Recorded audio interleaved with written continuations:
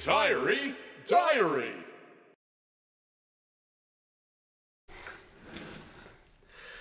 Good morning, and welcome to my studio. This right here is going to be the basis of a painting I'm going to be working on. Basically, a lighthouse. I'll show you here. Yeah, that right there is the painting I'm going to be working on.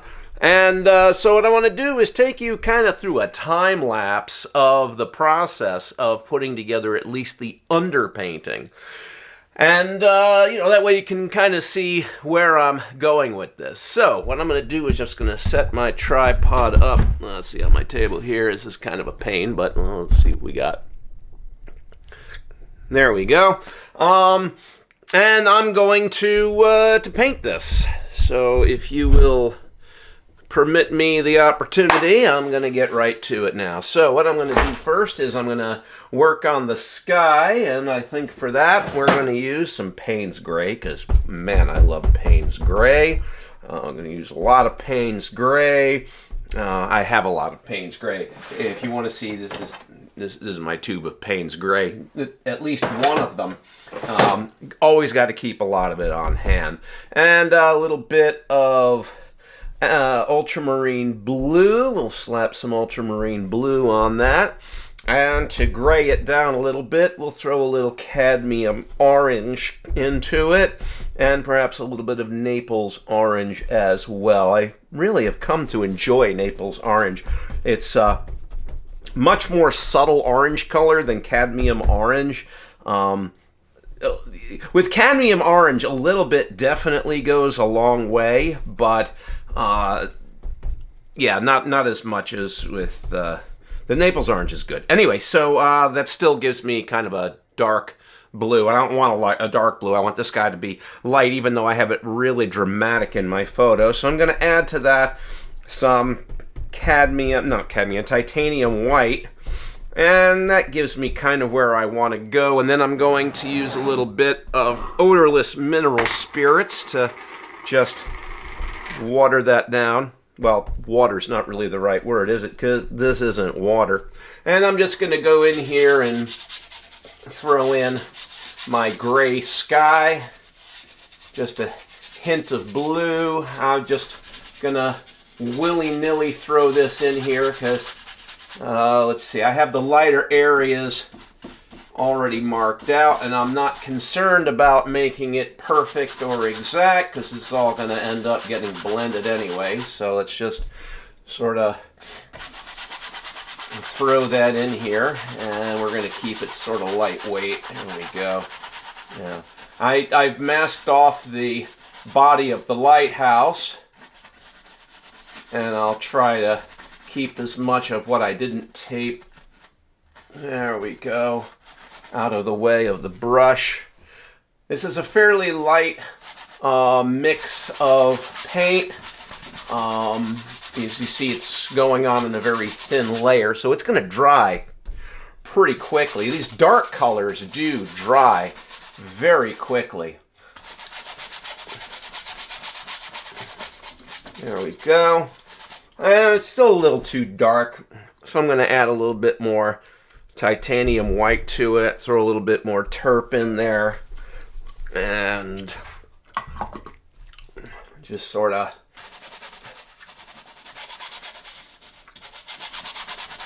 throw that in here. I'm not terribly concerned at this point with exactitude as it were. It's a little more saturated. I'll throw a little bit more blue into it for my horizon. Let's throw a little bit more blue into it. There we go. And then there's my trees. Not worried about that. Again, that doesn't have to be exact. And then we'll throw that in over here. And then that's the outside of the lighthouse, and then some trees in here. We'll just cover up those trees there because I want some of that sky to show through after I've painted the trees. There we go. All right, nice and light. We'll darken it up just a little bit, add a little bit more of the orange and Payne's Gray. Darken that up a little bit there.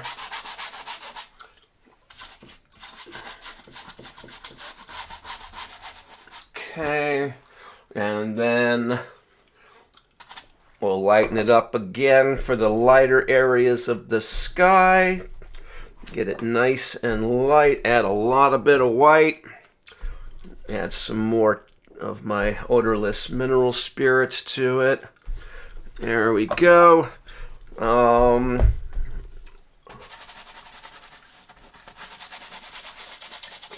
Right, yeah. Again, I don't really care at this point. It's all going to work out. It looks like a holy mess right now, but it will work out really well once I'm done. All right, so let's get this in here. Just we're going to cover that like that. Okay, now what I'm going to do is I'm going to use my paper towels to wipe it back. I'm going to wipe it back. This will allow this underpainting to dry even faster and allow me to put in some other features. So first I'm just going to wipe back this. There we go. Just wipe it back. Remove a bunch of paint, and it's very thin paint. And again, this will be dried pretty quickly. Let's get that smeared up into there. There we go. Oh yeah, I'll cover all the nooks and crannies. There we go. Cover that up. That's good. And then let's just get in there and scrub. Get the edges nice and subtle. Nice and subtle. Okay. Now let's use another dry paper towel to start getting some cloud characteristics into this. Right? Again, it's all about being subtle. Your sky should show a lot of subtlety, and there's a lot of clouds in here, but I'm not going to go crazy with them. Again, I just want it to be subtle. I got even lighter clouds up in here, and then here. I don't need there to be a lot of detail in the sky. The detail in the sky will just detract from the detail of the lighthouse and beyond. Get a nice area here, like that. And then just throw in some more scattered. I'm just basically toning the canvas, giving the hint of clouds just by applying the paper towel and just swirling it. Okay, need another paper towel. This is a blue towel right here. This is really good stuff. Put a little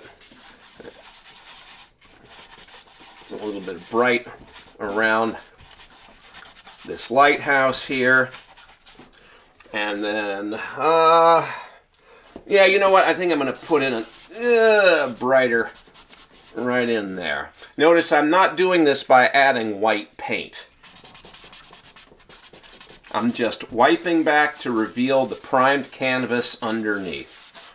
There we go. A little bit more patchiness up in here.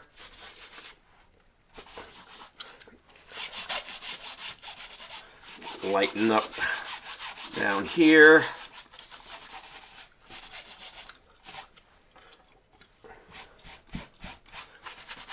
I don't want my sky to be too terribly dark, even though this is a twilight painting. I don't want it to be overly dark. Now I'm going to go back in with my flat brush and just blend. Just blend. Get rid of any obvious marks. Just blend. There's not much paint left on the canvas at this point. And I'm not going to do much more with the sky. The sky is almost where I want it at this point. It's very, very subtle. There we go. And there we have a sky. Now I might go back in and add a couple of highlights to that. Let's see. Oh, I got a little bit of paint on my sweatpants. That's why I wear sweatpants. Let's get some of that paint off there. Oh yeah, that's... what the heck, right? They're sweatpants. Who cares? All right, so... let's see. The color temperature of this is pretty cool. So I want to keep it that way. So what I'm going to do is get the paint that I just put on my fingers off my fingers. There we go. Nice and clean. And then dip into some titanium white. And then just add a little bit of lightness.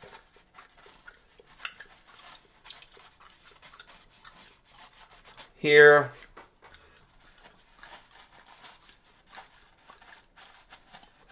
And here. A little bit there. A little bit there. I don't want too much bright going towards the edge of the canvas because I don't want the eye distracted from my subject, which is the lighthouse. All right, now let's go back in there and use this flat brush to just blend that in. Just using circular motions.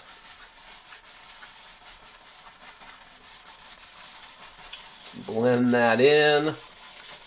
Again, subtle is the best. Okay, just kind of blend that in there, the little light areas, like that. All right. And then just sort of feather it with some diagonal brush strokes, like that.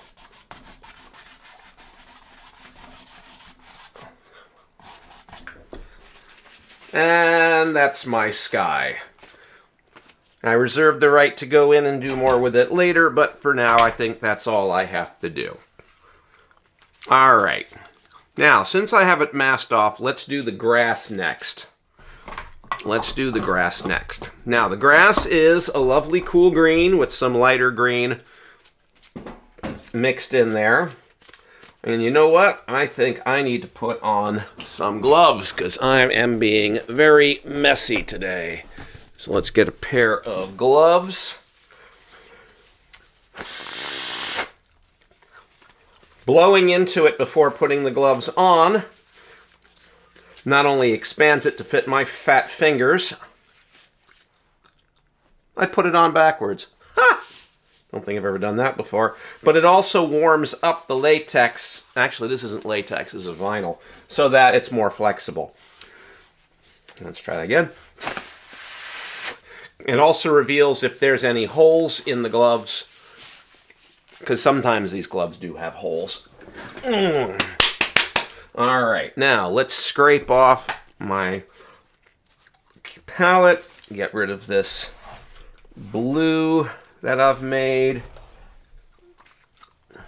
because we're going to be making green next, and this particular shade is no good to me. So I tend to go fairly easy on the paint, mostly because paint is expensive. Lifetime of habits, I guess you could say. I don't paint impasto. I don't like waiting for things to dry all that much. All right, so let's get some green in on this. All right, for this, I'm going to use sap green as my foundation. We'll start off with sap green. We don't end there, though. And then we're going to use the complement red, but the red I use is Venetian red, which is a very interesting shade of red, and it's really powerful. Just a tiny little bit is enough to get the job done. That's my Venetian red right there. I typically don't use cadmium red. I used to. I don't anymore. Let me see. Where's my sap green at? I don't know. Emerald green, sap green. I need to order more sap green. I'm running out. I only have this in small tubes. I kind of use different paints. Like I have some, I have a bunch in Lucas. I enjoy Lucas paints. I have some of these Winsor & Newton Wintons. I've got some Winsor & Newton artist grade. Most of my paints are Gamblin. Gamblin is good. Doesn't really matter, you know. Quite honestly, it just doesn't. Some of them are going to have a higher pigment load, and so you don't need quite as much when you're doing the tinting. Okay, so let's get in there and just start throwing in some of this green. And again, all this green is sap green with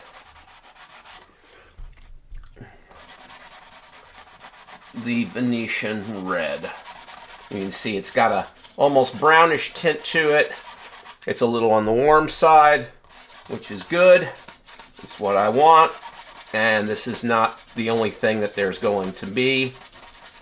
I'm just getting it on the canvas right now. Let's get that on the canvas. Stay there, you silly tape. Okay. I'll pull the tape off after I get this the way I want it, but for now, that's my nice dark green color. I didn't really dilute this down at all. This is just consistency out of the tube. Didn't add any mediums to it or anything. And it's a dark paint again. The sap green does dry pretty quickly. Darker tints dry quickly, lighter tints take longer.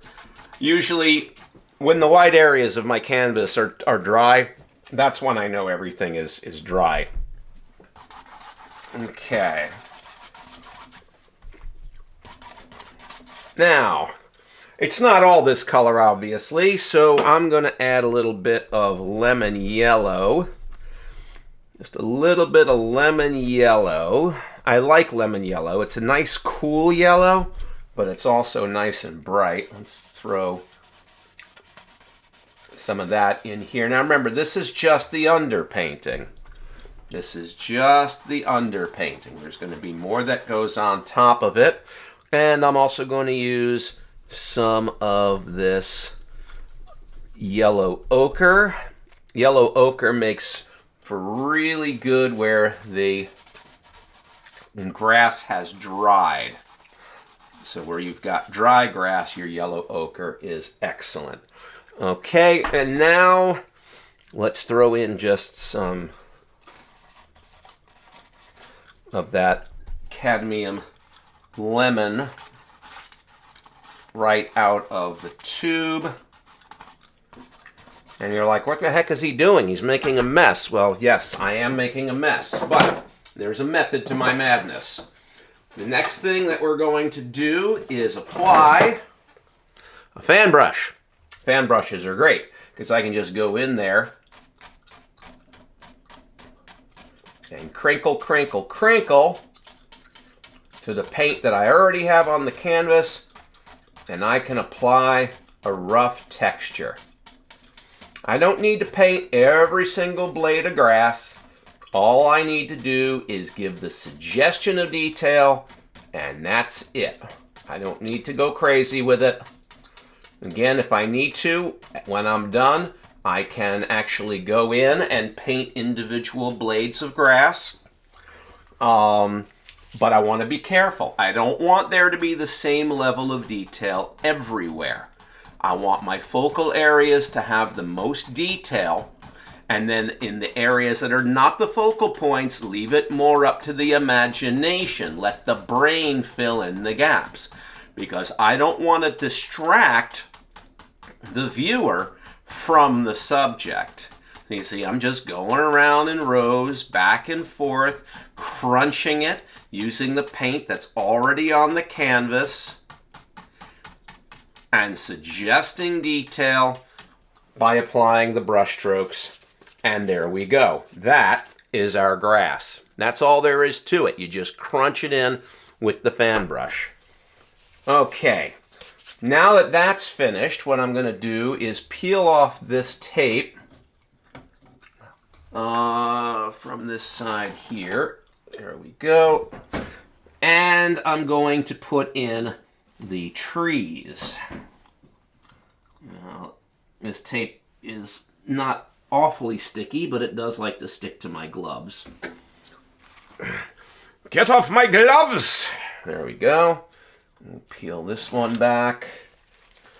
And I know there's better tape than this, but this is what I happen to have on hand. So that's what I'm using.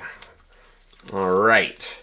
Now, I'm a big proponent of this, the blue towels, the shop towels. They're absolutely fantastic. I get them from your basic big box hardware store. And what I do is when I get them, I cut them up into the sheets into quarters. So I have this nice, I got several stacks of this just sitting over here so I can make use of it. And I'm going to just replenish my stack here. Now, there's a fence line. So I shouldn't have removed the tape, but I can nail both of those at the same time. So I'm going to take the same flat brush I used to paint the grass. What is this, number 6? Nope, it's a number 4 flat brush. I like using flat brushes. Flat brushes are good. I'm going to get myself really dark in here. I'm going to get in some of my Payne's Gray, my Sap Green, and that's further in the background, so I want it nice and cool. I don't want it warm. And I'm going to add just a hair of titanium white to lighten it so it's not black. And then go in here and add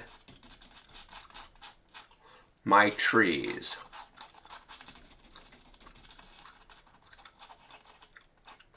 Leaving the fence line intact.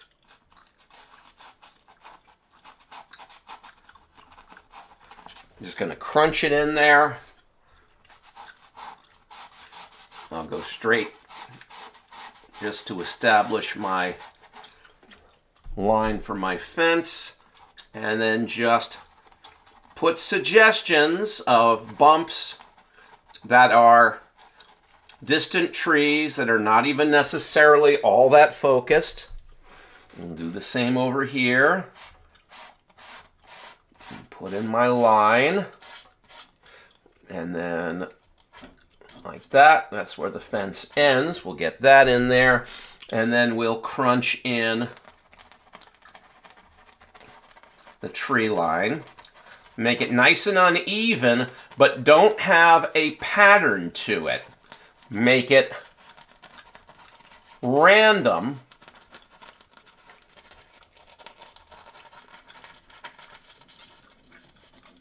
I'm going to frame the outside with trees that are a little taller. There we go. And there you have your trees. That's it. That's all there is to it. Not bad, huh? Okay, so that's our tree line. Now, the next thing I want to do is the walkway. So, the walkway is more of a reddish purple color. So what I'm going to do, clean off this brush.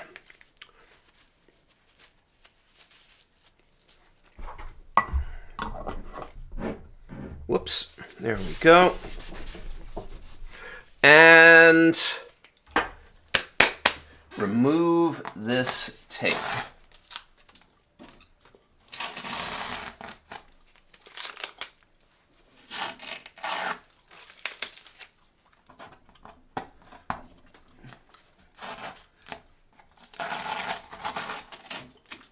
Easier said than done, obviously. Get out of there, you. There we go. And then we'll pop this one in like that, so it's still protecting. And now we have ourselves a walkway. Now I've done some rough marking out. Boy, this tape really sticks to these gloves. Okay. Blue paper towel to the rescue. Now I'm going to scrape off the green that I used for the trees and the grass and get a red color ready. Now, I'm not sure my Venetian red is going to be up to the task. It's just not that kind of color. I'm using my mineral spirits to wipe my palette back to clean it so I don't get any contamination. I'm using a Masterson Stay Wet palette for my paints. When I'm done, I can close it up and it keeps the paints pretty well. But again, the darker colors are going to dry very quickly. Burnt umber dries incredibly quick. Payne's gray dries almost as quick, and your ultramarine blue dries just a tad slower than that. So yeah, if you're going to use burnt umber, don't put too much out if you don't think you're going to use it, because it's going to harden up on you very, very quickly. Okay, let's get this cleaned up. All right, now that I have my palette all ready to go, let's see what color red I want for this. So, I have my Venetian red, which I absolutely love, but this is artificial, not natural. So, I am thinking, which I do every once in a while, I want to use a color I don't have in here right now. Let's see, is it in here? No. What the heck did I do with it? Did I put them in here? No. Aha! No. Ah, here we go. Here's all my reds. I got a bunch of red. So I've got permanent rose here, and that's not the color I want. I have perylene red. That's also not the color I want. I have cadmium red. No, it's a little bit more purpley. And for that, alizarin crimson. That's the stuff right there. It's also really good for sunrises and sunsets. So I'm going to drop a bunch of alizarin crimson there. And it also makes for a phenomenal pink. Oh, it makes such a beautiful pink. All right, so there's a lot of modeling to this.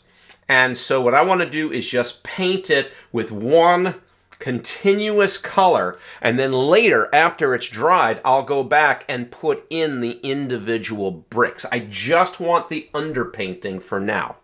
So what I'm going to do is take this brush, which I just want to make sure I've got completely clean. There we go. And then I'm going to apply alizarin crimson and a little bit of ultramarine blue to give me a purplish color. And that's nice and dark. And then, of course, I want to bring down the saturation a bit using the complementary. I'll add a little bit of sap green to it. Just a little bit of sap green just to bring down the intensity of the color. These bricks are brightly colored, but not garishly colored. And to knock the blue down, I'll add a little bit of orange to it as well. Okay, now let's just... that is not the right color. Not quite. So, what I'm going to do is I'm going to add a little bit of my Venetian red to it. It's a little bit better. It needs to be a little brighter though. So that's where I go for the cadmium red medium. You can't just throw down a color and let it be good. It has to be the right color. If it's not the right color, it's not going to be perceived as being particularly accurate. That is also way too bright for a color. So I'm going to go back, throw a little bit more of the sap green in to dull it down. Now what we're going to do is wipe this back. Doesn't matter if it smears. also want a little bit more, I'll throw a little Payne's Gray in too. Can't go wrong with Payne's Gray. All right, that's better.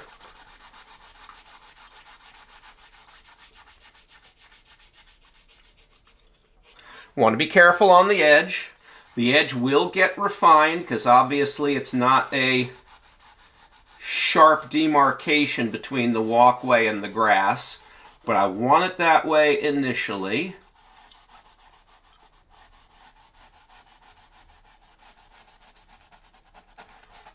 Okay. Now, here's a cool thing. This right here is going to be tricky because I'm right-handed. And so the angle that I want to hold the brush at isn't going to work as well. But there's nothing to say you can't take that canvas and put it into a position where it's going to be more comfortable to hold the brush at the appropriate angle.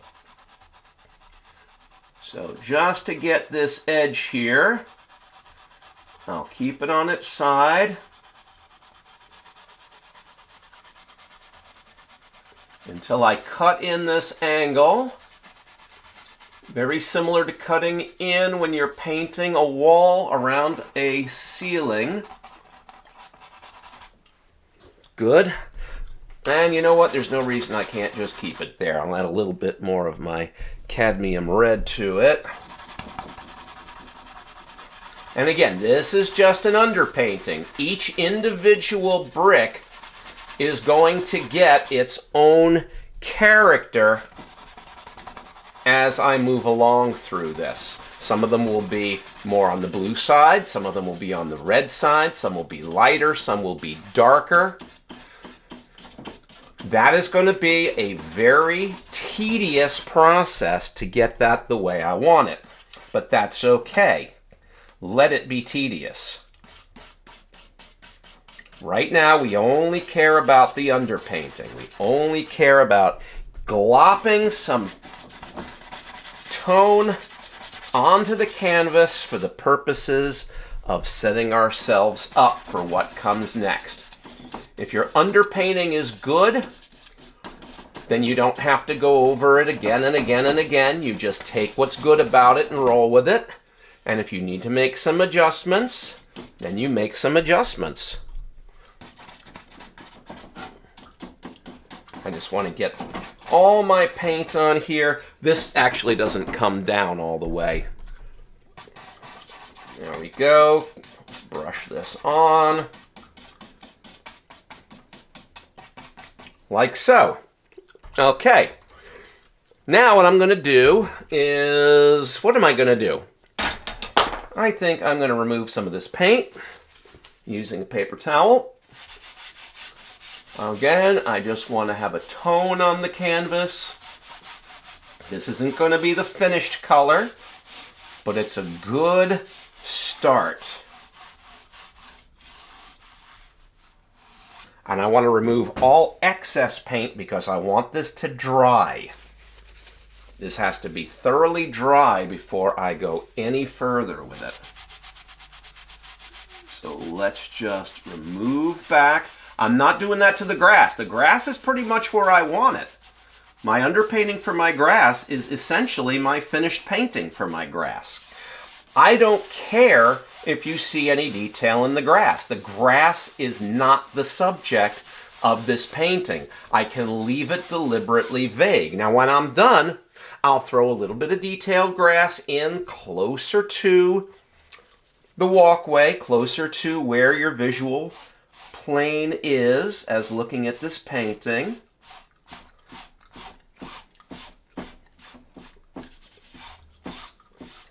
Oh, is that nice?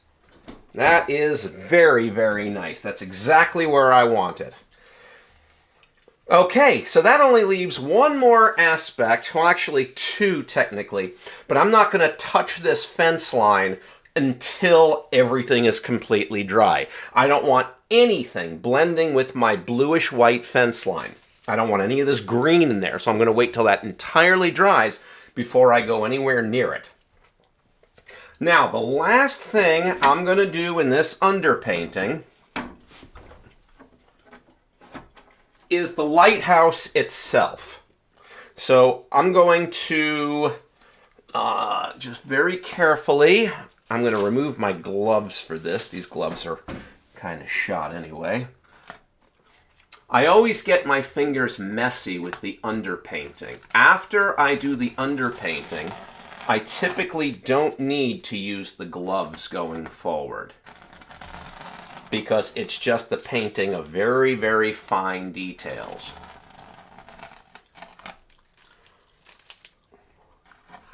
Now this is going to be tricky.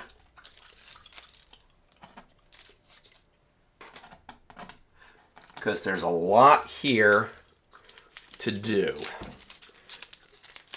All right, and I need to apply just a little bit more of that color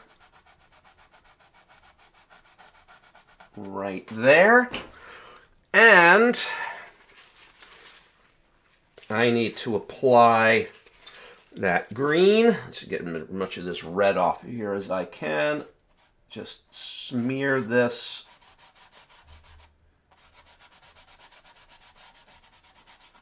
The further in the back it is, the less detailed it's going to be anyway. All right. Now it's time to paint the lighthouse. So I'm going to get the red off of my palette because I don't need that anymore. Is this fun or what? All right, let's just get this red off my palette. Again, I really don't want to contaminate what's going to be going up next. What's going up next is going to be very dark colors. This lighthouse, which is the Bodie Island Lighthouse on the Outer Banks in North Carolina, it's one of the northern lighthouses in that area, is black, black, white, white, white, a gray for the roof, white for the front, black for this up here, and a lovely orange where the light is. So I don't want any red getting in my paint. So let's get this wiped down. No contamination, none. Now obviously I'm not going to paint white because it's, you know, it's darker. It's towards the end of the day. So I need to make it gray. And to add dimensionality to this, I don't want to paint it flat gray. I'm going to want to paint it a little darker on this side and a little lighter on this side to give the feeling of a cylinder. I want to actually have a three-dimensional shape suggested. Now again, because I don't want any contamination, I'm also going to squeeze out some fresh Payne's Gray. I've got a little bit of red mixed in with my Payne's Gray. I'm going to throw some Payne's Gray in there, and I'm going to put out some fresh titanium white, because my titanium white's got some other stuff mixed into it also. And mostly, I'm just going to use Payne's Gray and titanium white. If I need to afterwards, the underpainting, I'll throw a little bit more color in by doing a little color glazing. But I shouldn't need to. Sweat. All right, so let's make sure our brush is completely cleaned.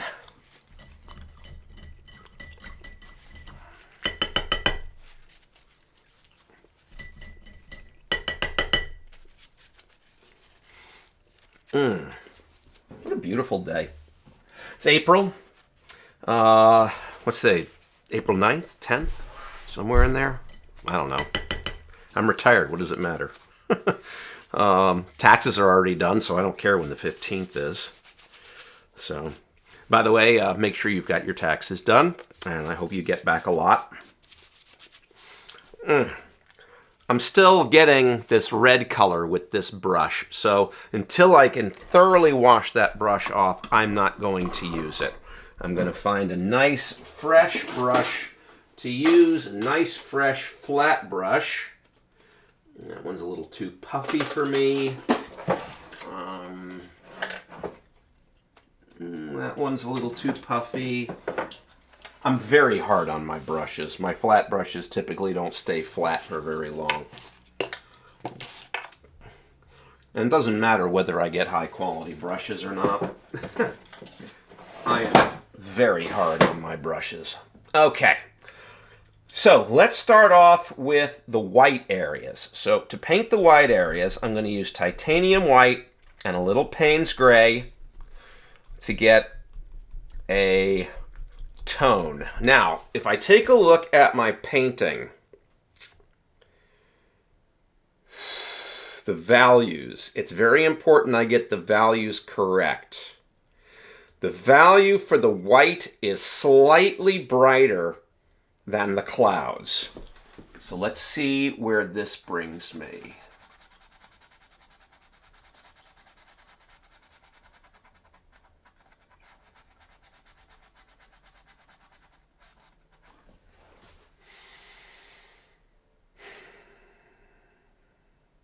Slightly darker than that. Slightly darker than that.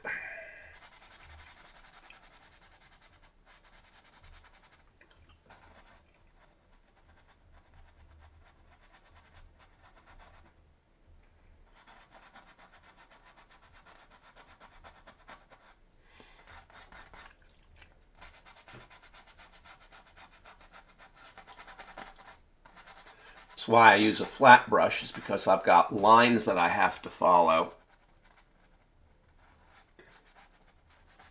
And a flat brush presents me with a nice sharp edge. Now again, I'm running into that same problem where doing this edge is going to be very difficult for me to do right-handed. So I'm going to hold off on doing that for now, and you'll see why. Let's go back in here.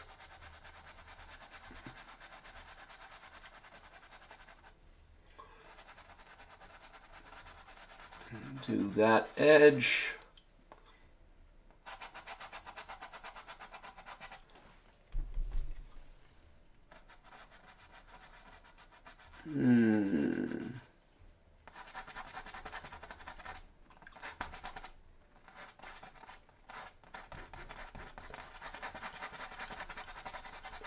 Okay, and that just gives me one more to do of these. Now, how did I get this sketched out to begin with? What I did was I cheated. I have a projector, and I'm able to hook my iPad up to it wirelessly and project the image.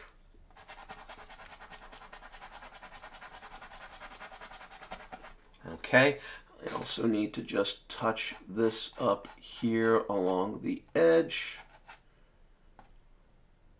Like that. Okay. All right, now I'm going to darken up that one edge a little bit, just again to give it that almost round feeling to it. I'd almost be better served doing this after this paint has dried. But let's at least give that illusion here.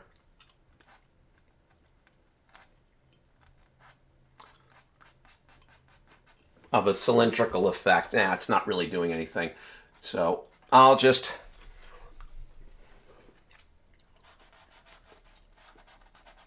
deal with that when the underpainting has dried. Okay. Now I need a darker color for the roof, so I'm going to get that darker color. Again, that's mostly just Payne's gray. I want it darker than that.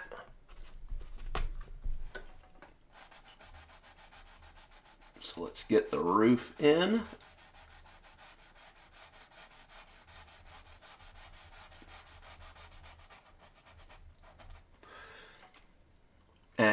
and the roof comes out like that, and out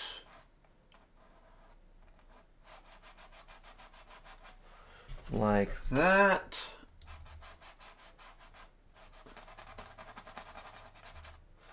And then we'll paint in these little decorations. There's the negative space.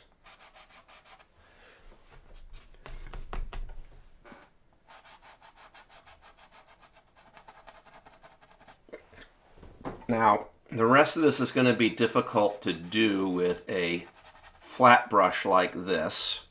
So to get some of these details in there, what I'm going to do is get out,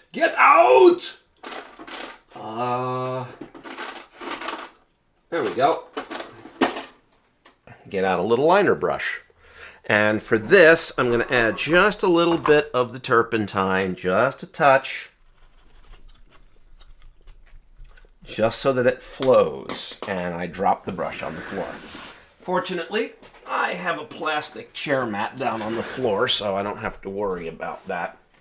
So let's get in here and paint these small details. Now, I also have a maul stick here. This stick I can put along here so I can rest my hand on it, so I don't get my hand wet in the paint.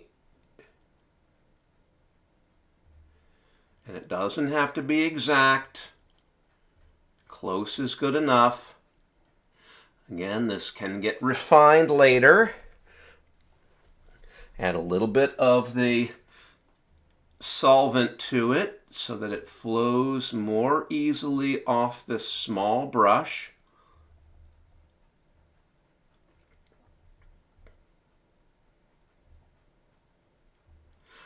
Now, why don't I use, let's say, linseed oil? Because you want to have more solvent-based thinning at the bottom of your painting, your bottom layer, and then work towards your more oil-based thinning for your subsequent layers. It's what's called fat over lean, and the idea is that because the solvent and the oil dry at different rates, as the painting dries, if you have the oil underneath and the solvent on top, the oil layers underneath, eventually everything's going to crack. You're going to get crazing in it, you know, like old paintings crack. And you kind of want to avoid cracking because it's not all it's cracked up to be. Ha ha. Okay, so there's that. That's my thing there. Now I also have a dark shadow under here. So while I have this paint out, I'll put in the suggestion of that shadow, like so. And I also have lighter shadows. Again, I'll thin it down just a little bit. I have thinner shadows on either side of this entryway. You see how the maul stick, I'm allowed to hold my hand steady.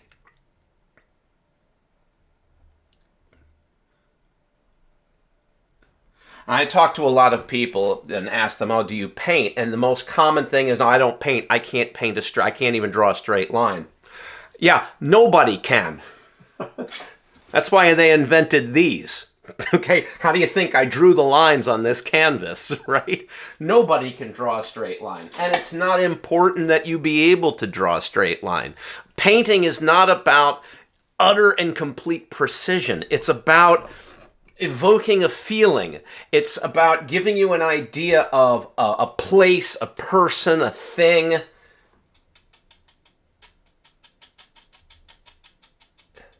And as long as the suggestions are there, that's all that matters. You don't need the lines to be perfectly straight. Close really is good enough. Okay, now I believe that's all I have to do for that. So I'm going to hold on to that brush. And like I said, I had difficulty painting the bright areas on this side. So what I'm going to do is I'm going to take this and turn it upside down, like so, and paint that. But it's going to be painted lighter, so I'm going to add a little more titanium white to it, to my original color. And that's a much more natural angle for me to be holding my hand at, to be able to see what I'm painting as I paint it.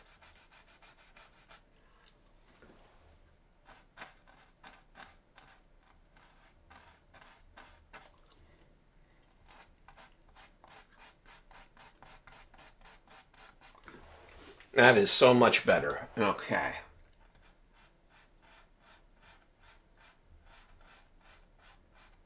All right.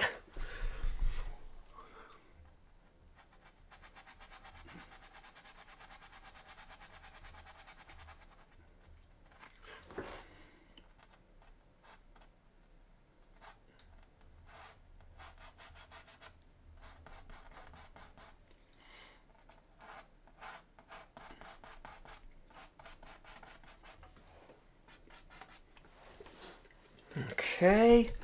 And that just leaves this.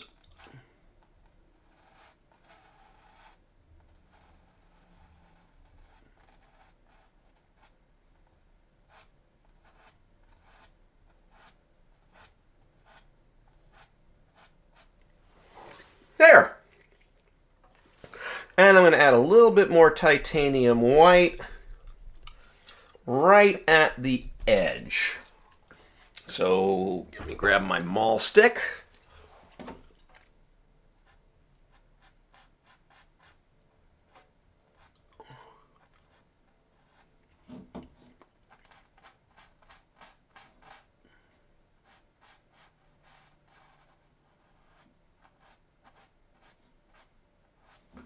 Okay.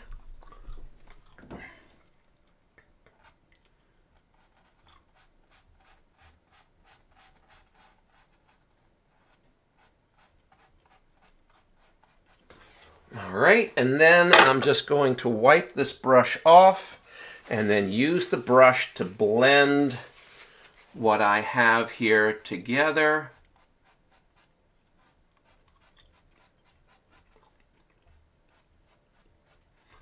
I'm very, very lightly touching the paint, barely touching it. Okay, and that will give us the illusion of a cylinder, which I can enhance even more next time if I see once the paint dries that it's not coming out the way I want it. Actually, you know what? I'm going to keep it like this because the building is the same color. And so let's go in here and do the building. While I'm at it, I'll do that side of the building. I suspect I'm going to need to use my small brush to do some of these details.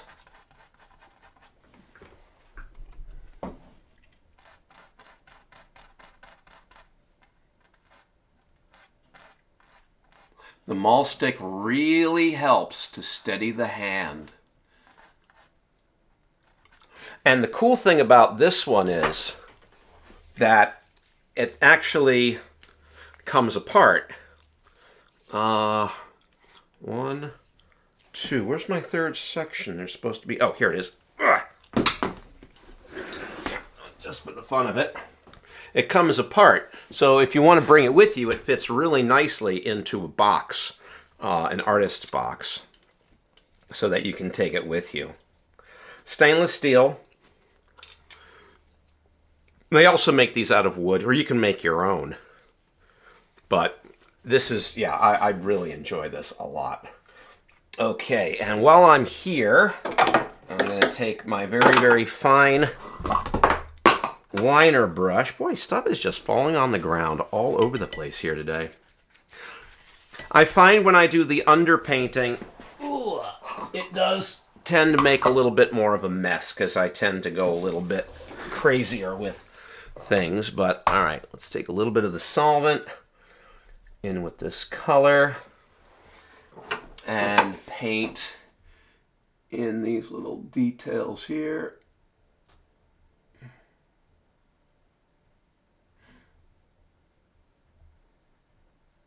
There we go.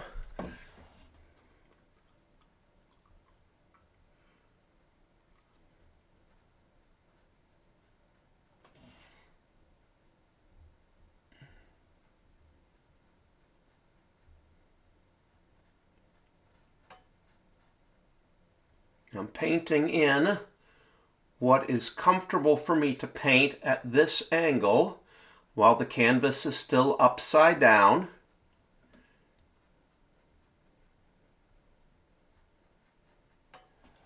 Okay, almost there.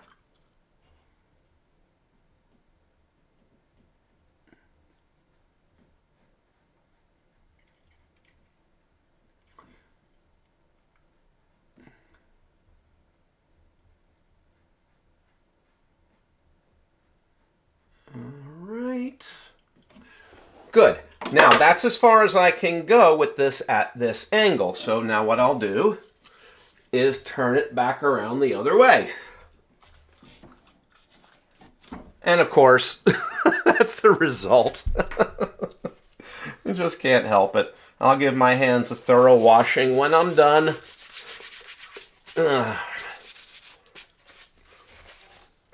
And now I can get the rest of it from this angle.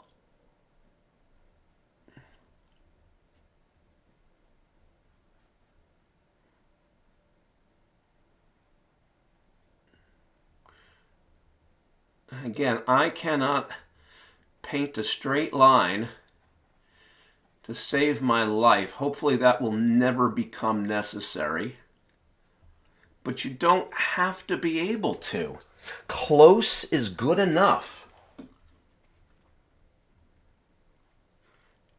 You don't need it to look like a photograph. Because if what you want is a photograph, then you know what you do? You take a photograph.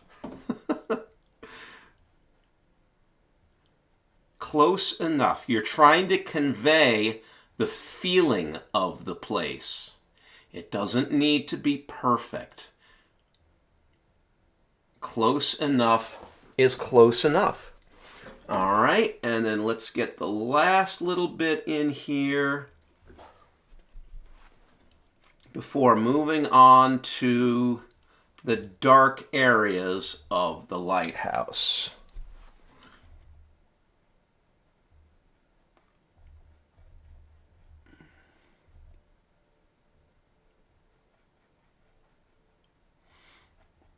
This is just very fine fiddly work here, which I don't mind, but I find it difficult to talk and do fiddly at the same time. Although interesting, I am chewing gum. So I can paint and chew gum at the same time. That's a talent. Not really. Okay. Good. I can tone that if I want to later. This is just the underpainting. Now, let's get busy with the dark areas of the lighthouse. Now, I don't want... Okay, I had to stop for a moment and change the battery. I actually burned out the last battery, so this battery should get us the rest of the way there. So now we're going to paint in the darker areas on the lighthouse tower. And to do that, I'm going to clean off this brush.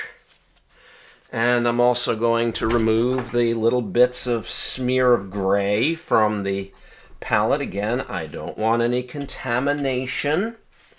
This palette is not overly large because I'm working in a pretty constricted area, which is fine.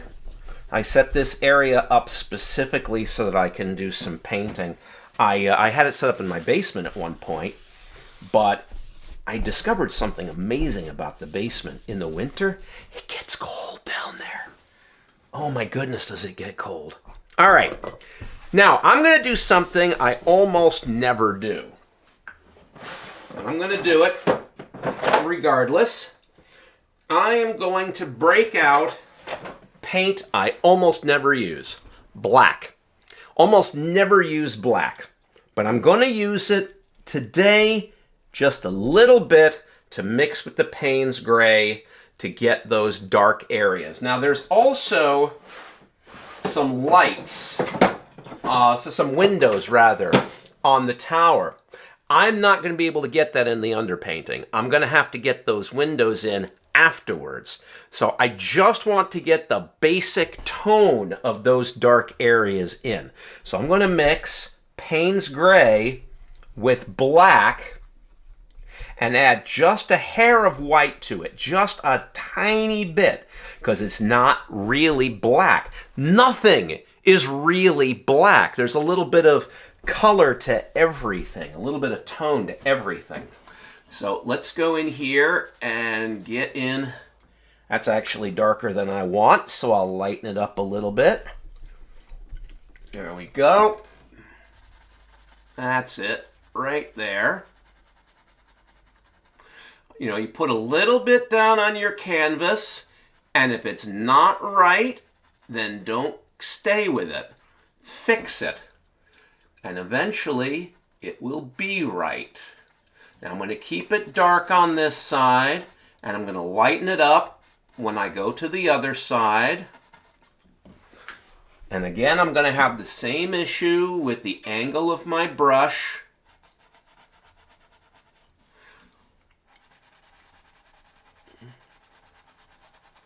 I can get this here. Not comfortable. And if it's not comfortable, then I'm going to change my position. So let's just get that there.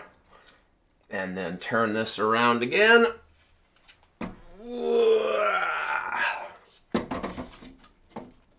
And get the rest of it.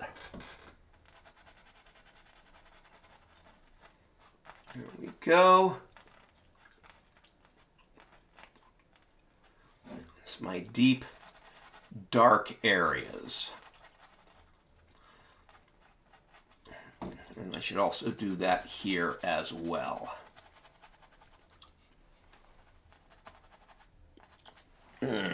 That's going to require a much more gentle touch. Okay, let's get those nice darks in here now that I have the borders.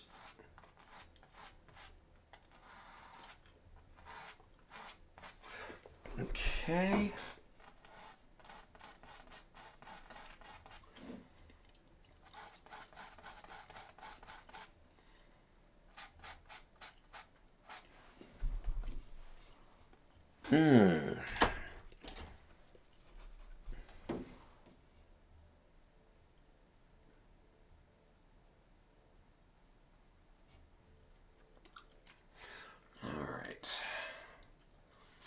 That's going to be really tricky. I might actually leave that for later. That's going to be really, really tricky. Now, as long as I'm here, as long as I'm on this side of things, what I'm going to do is I'm going to again use some titanium white, lighten up this black color to get a darker gray, and then go in and do the other side.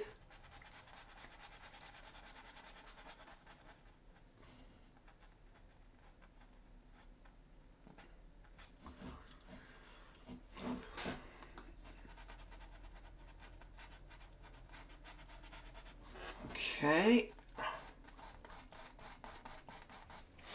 And then do the same along this edge.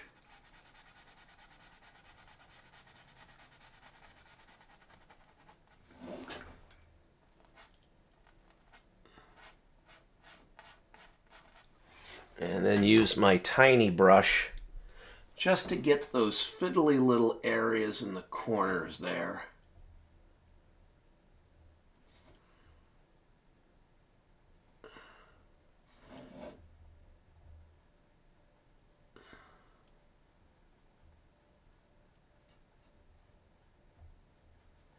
Okay. And then let's just get a little bit more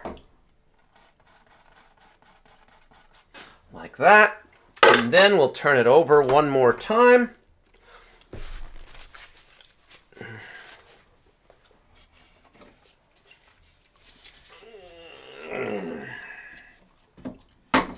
And finish it up.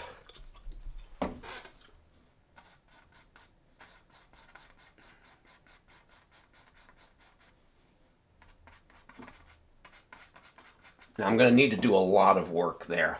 That is going to be for another day, I suspect, because that is going to require a tremendous amount of fiddly work, and it doesn't have to be done immediately. The underpainting is just about finished. Let's just get this last bit in here. Like that. And then we will clean off the brush. And then just roughly blend the lighter and darker areas together. I want the darker area brought a little bit more in, so we'll just do that.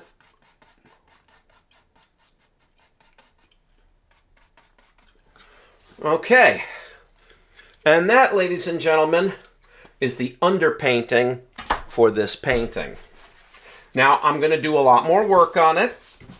It's going to require a tremendous amount more work to finish it off.